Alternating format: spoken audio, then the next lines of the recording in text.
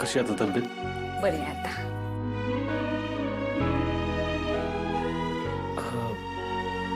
आम्हाला जरा बोलायचं आहे तुमच्याशी. बोला ना.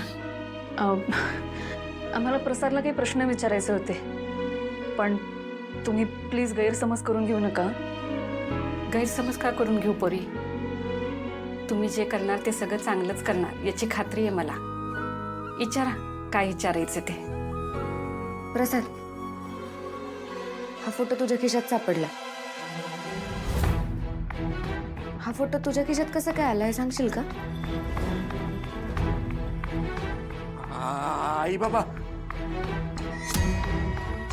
आई बाबा, आई बाबा, आई बाबा, आई बाबा, आई आई आई आई बाबा, फोटो. प्रसाद शांत व्हा. आई आई बाबा, शांत. फोटो. आत्या, हा असं काय करतोय? वाहिनी तपास ना. काही होणार नाही तपासून. म्हणजे प्रसादच्या डोक्यावर लहानपणापासूनच परिणाम झालाय. तो तसाच बोलतो. तेव्हापासून त्याला स्पष्ट काही बोलता येत नाही.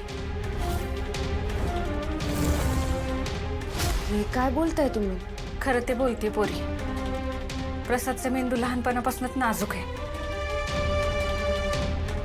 तो जन्मजातच तसा नव्हता. तो लय हुशार होता, धडधाकट होता. सगळ्यांशी प्रेमाने बोलायचा. त्याच्या बोलण्याने तो सगळ्यांना आपलंसं करून घ्यायचा. पण मग त्याची ही अशी अवस्था.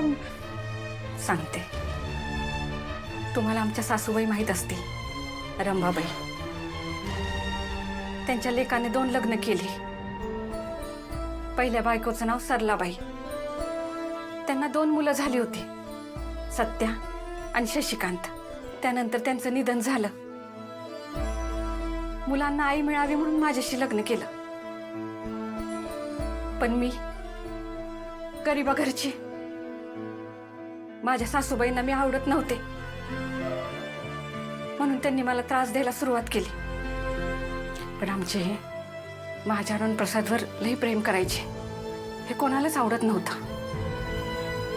एक दिवस घरच्यांनी आम्हाला मारायचा बी प्रयत्न केला. हे जेव्हा यांना कळलं, तेव्हा यांनी सगळी इस्टेट प्रसादच्या नावावर केली